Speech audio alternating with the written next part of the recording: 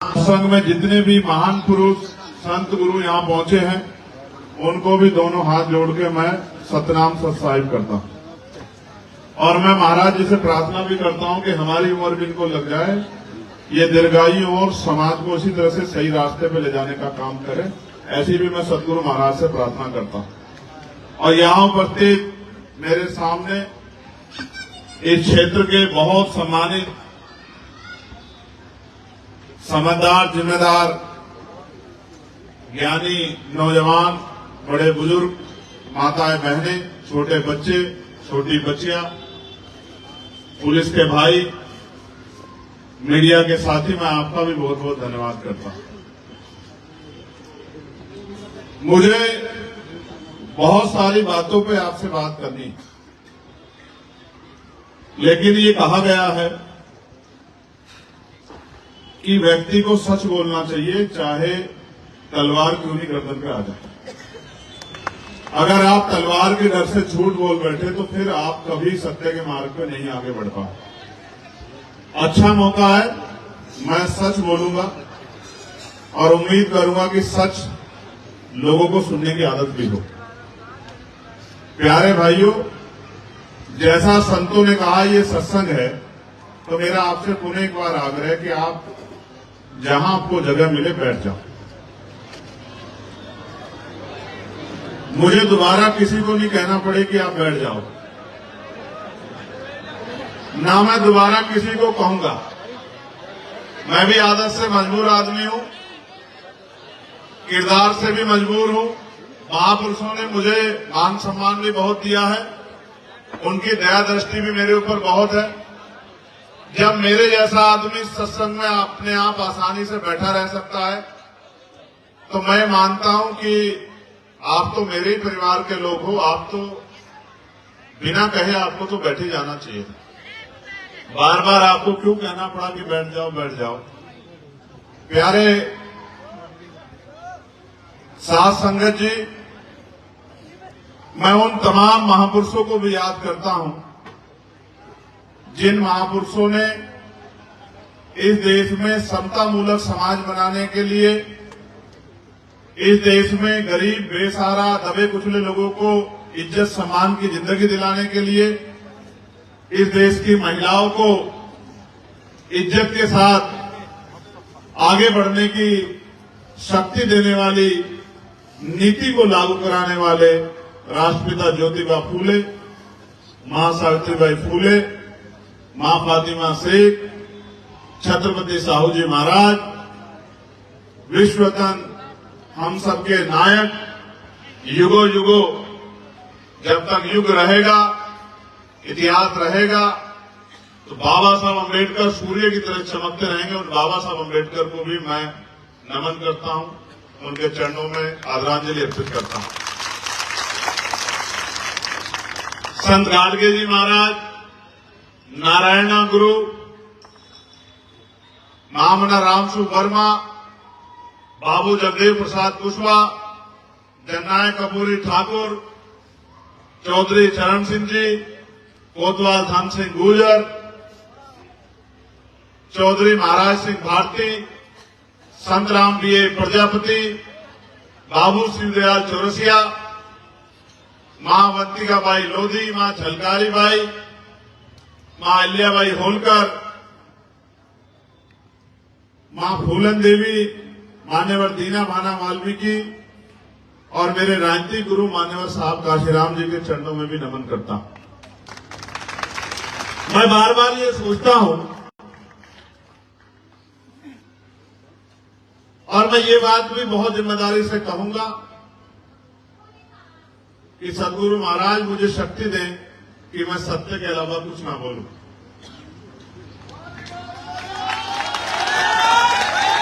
मैं बार बार ये सोचता हूं कि जब इस देश में राजतंत्र था तो जिन लोगों को बराबर के हक अधिकार नहीं मिले थे,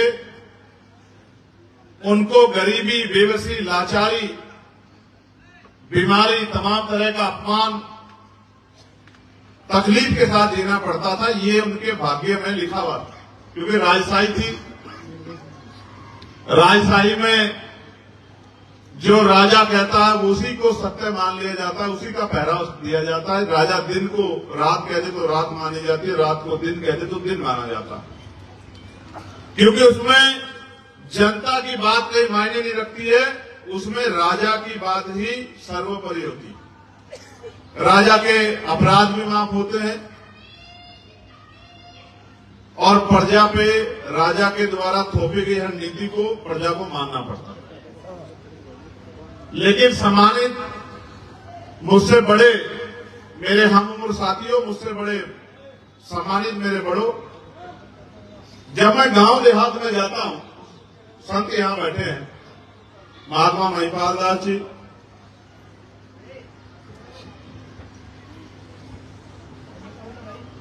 विषय कुछ और था, लेकिन मैं आपसे निवेदन करते हुए इस बात को आपके सामने रखना चाहता हूं। उसका कारण है, अगर मैं अपनी तकलीफ आपसे नहीं बयां करूंगा तो करूंगा किससे? समाज के मार्गदर्शक लोग बैठे हैं, समाज के बीच में जाते हैं, समाज को रास्ता दिखाते हैं। मैं मानता हूं अखंड ज्योति सतगुरु समनदास जी जैसा सूर्य अगर ना जन्मा होता तो आज इतने लाखों लोगों के जीवन में इतना बड़ा बदलाव नहीं होता। जय जय। तो मैं सोचता हूं कि ऐसा क्या है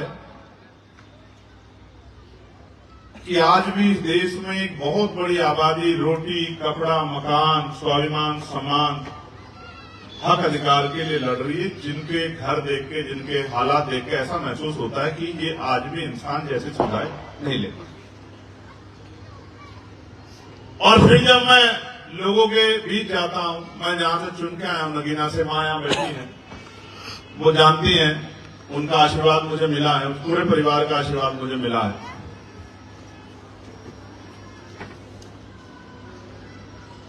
आज भी जब जाते हैं तो उनके कपड़े देखते हैं, गरीब लोगों के फटे हुए, उनके घरों के हालात देखते हैं, उनके खाने के बर्तन देखते हैं, और जो घर के हालात होते हैं, रहने की जगह, सोने की जगह, तो ऐसा लगता है कि ये एक अलग दुनिया है, और जहां से हम लोग घूम रहे हैं, मिल रहे हैं लोगों से, वो एक अलग दुनिया। एक ऐसा भी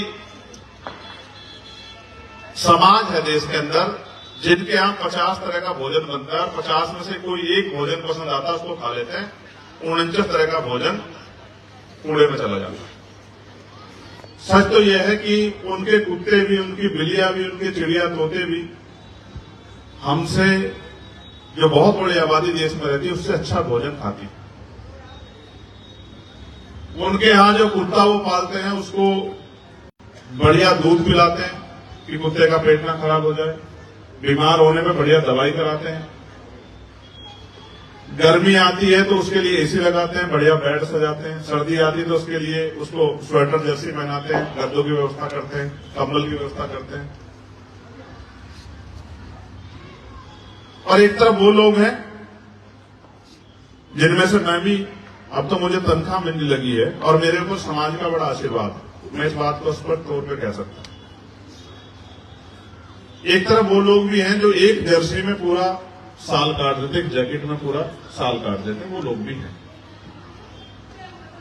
तो हम लोग प्रदेश भर में, देश भर में जाते हैं, कहीं कहीं जुल्म जाती होती है, लोगों की आवाज बनते हैं, लोगों को न्याय दिलाते हैं, लोगों की तकलीफ दूर करते हैं। तो मैं शुरुआत सहारनपुर से करूंगा। मुझसे जेल में लोग पूछा करते थे कि चंद्रशेखर भाई, हमारा आंदोलन सहारनपुर में कैसा रहेगा? ईमानदारी की बात बता रहा हूं, मैं सतगुरु समनदास जी महाराज का शपथ लिया व्यक्ति हूं, मैं झूठ नहीं बोलता हूं। तो मैं कहता था हमारा आंदोलन सबसे कमजोर सहारनपुर में रहेगा। तो बोले क्यों साहब, शुरू तो यहां से हुआ। मैंने कहा शुरू यहां से हुआ है, लेकिन यहां का कोई आदमी निकट भविष्य में काम नहीं करेगा। यहां हर आदमी चंद्रशेखर होगा और वो सबको यही बात कहता फिरेगा कि हम चंद्रशेखर हैं, हम चंद्रशेखर के साथी हैं, हम चंद्रशेखर के घर के हैं, हम पुराने साथी हैं। काम कोई नहीं करेगा, काम वहां आगे बढ़ेगा जहां काम करेगा। इस मंच पे जितने नेता लोग बैठे हैं हमारे 99% गांव की शक्लें नहीं देखते हैं। मैंने जीवन में ये देखा है और महसूस किया है। मैंने जीवन का मेरा अनुभव है कि गुरुओं के सामने बैठ के सीखा जाता है, गुरुओं के पीछे बैठ के आज तक इतिहास में कोई सीख नहीं पाया। जब गुरु गद्दी पे विराजमान होते हैं तो गुरु की तरफ पीठ करने वालों को कभी आगे बढ़ने का रास्ता नहीं मिलता है। जब गुरु गद्दी पे होते हैं तो गुरु के चरणों में, गुरु के सामने जो होता है, गुरु की वाणी को जो ग्रहण करता है उसी को रास्ता मिलता है, वो आगे बढ़ता है। जिसकी पीठ गुरु की तरफ को होती है तो उसके हिस्से में कभी सम्मान नहीं आता। आज ये इतने बड़े हो गए हैं, यहां से 50 लोगों ने चिल्लाया बैठ जाओ बैठ जाओ बैठ जाओ, इनमें से एक आदमी उतर के नहीं गया कि जाके मैं अपना कोई काम देख लूं। इनको पता है कि मैं यहां बैठा हूं। जब मेरे सामने इनकी ये हालात हैं तो मेरे पीछे तो ये एक दूसरे के पीछे डंडा लेके घूमते होंगे। मैं ये बात बहुत दिन पहले कहता था और यही शामली वाले हमारे नीटू भाई आज यहां साथ आए नहीं है। एक दिन मीटिंग में उन्होंने मुझसे पूछी, मैं जेल में बैठा हुआ था 16 महीने जब जेल में रहा, कि भैया, मैंने कहा मेरी बात पत्थर की लकीर है, सहारनपुर मेरा सबसे कमजोर रहेगा और जिस दिन ताकत बन जाएगी सहारनपुर मेरा किला हो जाएगा, यहां पत्ता भी मेरे बगैर नहीं हिलेगा। मेरी बात को याद रखना। यहां सामाजिक, राजनीतिक, धार्मिक पत्ता भी नहीं हिलेगा मेरे बिना। जब मैं बाहर ताकत बना के आ जाऊंगा और जब तक ताकत नहीं बनेगी ये ना खुद काम करेंगे ना मुझे करने देंगे। और आज हालात जो कि तू है, मैं अपने सीनियर साथियों को भी आगाह कर रहा हूं,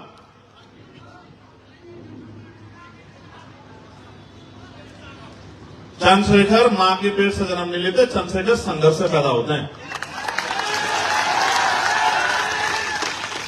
अगर चंद्रशेखर बनना है तो जान को दांव पे लगाने की हिम्मत पैदा कर दो, गुर्दा पैदा करो कि जान को दांव पे लगा। अगर कुछ पाना चाहते हो तो कुछ खोना सीखो।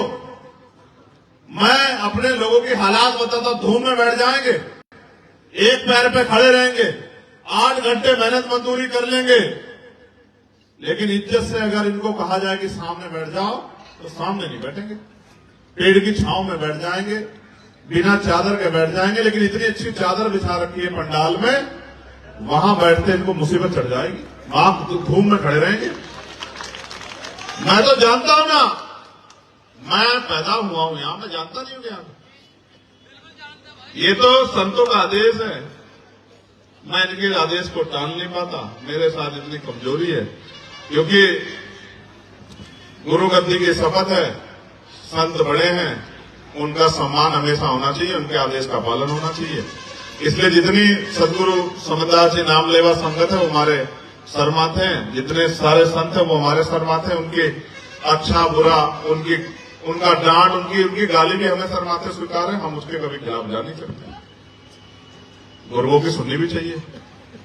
लेकिन जो लोग मुझे नेता मानते हैं, जो लोग मेरे जैसा बनना चाहते हैं, और उनके हालात क्या है, मुझे आज उनके ऊपर शर्म आ रही है।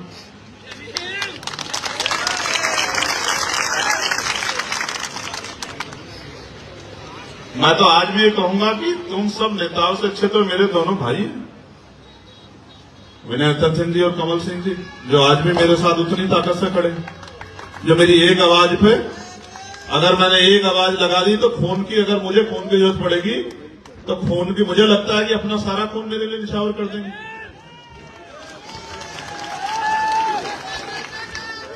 प्यारे साथियों, मैं बहुत लोगों की गारंटी नहीं लेता हूं, लेकिन मैं आपको एक वचन देकर कह सकता हूं, जब तक हम भाई हैं और हमारे खून में, शरीर में लहू का आखिरी कतरा है, हम अपने प्राणों को बलिदान कर देंगे, लेकिन आपके सम्मान स्वाभिमान से समझौता नहीं करेंगे, याद रखना।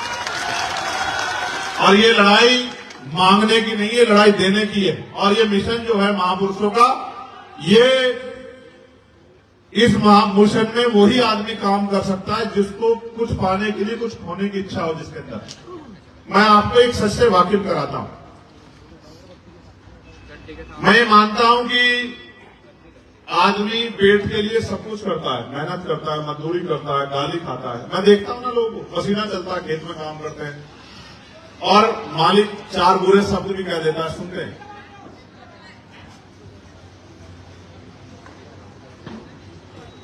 किस लिए? इसलिए क्योंकि उसके कंधों पर जिम्मेदारी है और उसको अपने बच्चों का पेट पालना है। उसके कंधों पर जिम्मेदारी, इस वजह से वो 4 गाली भी खाता है, पसीना भी सहता है, बीमार होकर भी काम करता है। लेकिन सम्मानित साथियों,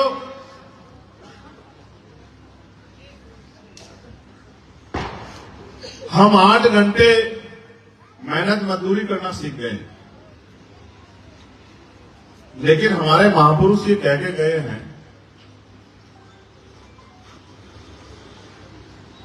कि political power is the master की। राजनीतिक सत्ता वो सुनहरी चाबी है जिससे आप अपनी सारी परेशानियों को हल कर सकते हैं।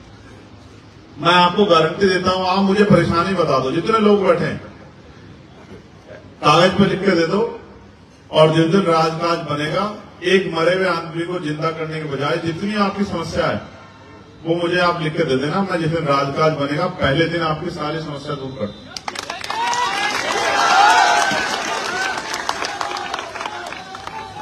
मैं कह रहा हूं, इतनी बड़ी समस्या क्यों ना हो,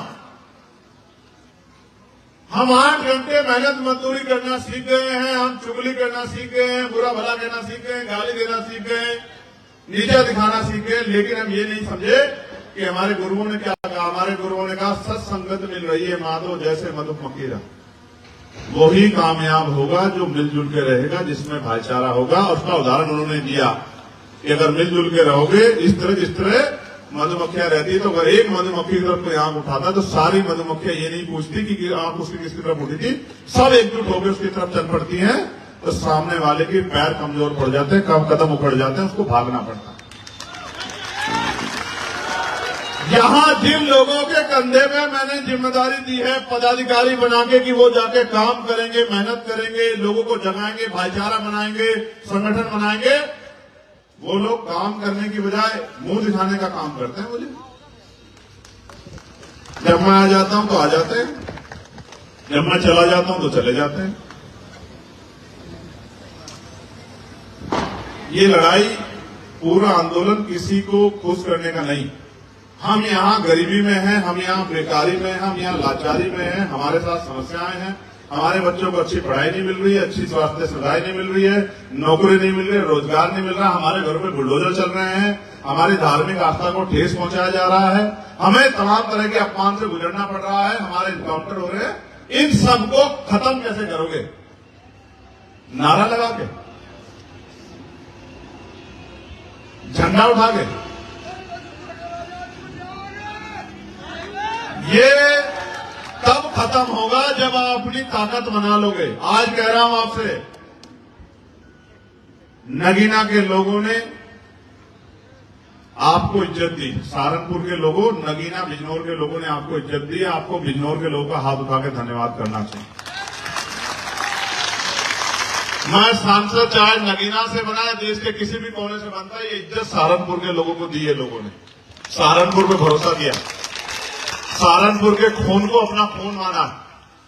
आपकी जिम्मेदारी बैठती है कि आप अपने क्षेत्र में ज्यादा काम करो। आज यहां हजारों की संख्या में, अगर आप दिन में 1 घंटा भी मेरी बात पे पहरा दो और काम करो जाके, तो मैं लिख के देता हूं। पंचायत चुनाव हमारे सामने, क्षेत्रीय चुनाव, ग्रामीण क्षेत्रों का चुनाव है, उसमें आबादी दलित, पिछड़े, मुसलमान लोगों की ज्यादा है। और जिसका बटन दबेगा, जिसकी मोहर लगेगी, उसकी ताकत बनेगी, और जिसकी ताकत बनेगी उस पे बजट आएगा, और जिस पे बजट आएगा वो ही विकास करा पाएगा। बाकी लोग बैठ के तमाशा देखेंगे। जो प्रधान बनेगा वही सड़क बनवा पाएगा, वही खड़ंजा लगवा पाएगा, वही बिजली की लाइट का खंभा लगवा पाएगा, वही और गांव में पंचायत घर बनवा पाएगा, वही धर्मशाला वही विकास के कार्य कर पाएगा। और जो 1 वोट से हार जाएगा वो क्या करेगा? वो प्रधान को 5 साल बुरा ही कहता रहेगा कि प्रधान बुरा है, बुरा है, बुरा। थम जाओ, थम जाओ, थम जाओ, थम जाओ, थम जाओ, थामत रखो। मैंने आपको क्या बताया, बहुत गौर से सुनना।